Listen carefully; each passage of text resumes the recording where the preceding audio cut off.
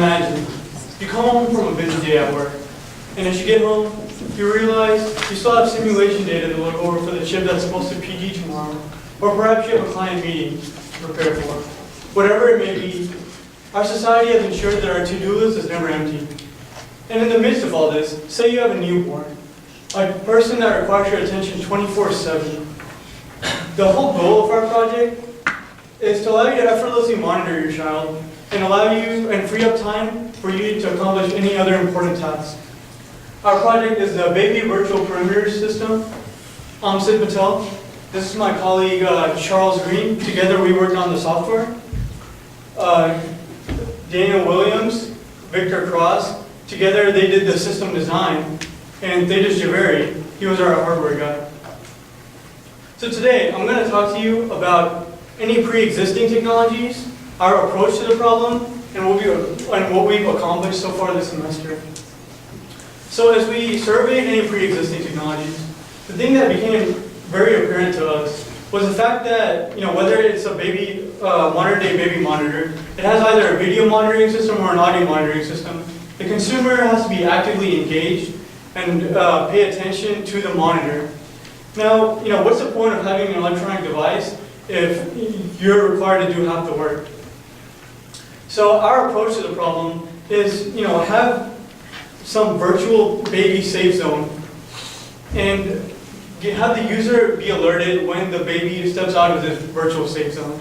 So what we went with is proprietary RF technology. And our system composes of 5 transmitter beacons and 3 receiver beacons. Now, out of these 5 transmitter beacons, 4 of the beacons serve to define the perimeter. 1 of the transmitter beacons is on the baby, and the 3 receiver beacons, they serve to triangulate the signal of the baby with respect to the 4 transmitter beacons.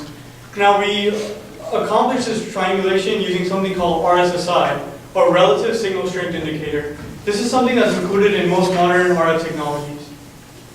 What we've accomplished so far this semester is that we've been able to successfully link a receiver to a transmitter. Furthermore, we've been able to successfully extract the distance of separation between the 2 beacons using RSSI information. Unfortunately, something that's become apparent to us is the fact that RSSI works fine in an open space, but let's say in a building like this, where you might have metal in the construction or different materials used in the construction, RSSI is highly variable depending on how you move from one place to one place. So looking forward, we hope to investigate other technologies, perhaps optimize our distance estimation algorithm, or look into different technologies for distance estimation in general. Thank you. Questions? Any issue with the health on the kid while it's a beacon?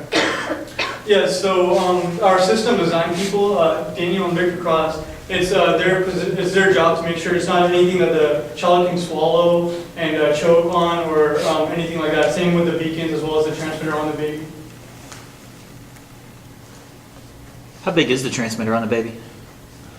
Transmitter on the baby, we're going to use the Easy Chronos watch from TI, so it's very small, it's like a bracelet.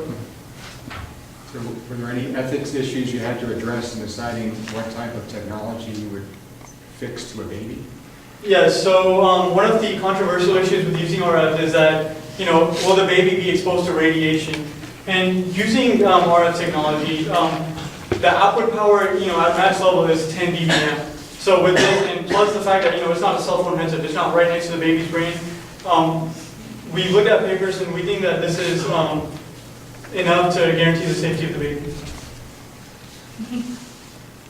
Other questions? Okay, thank you very much.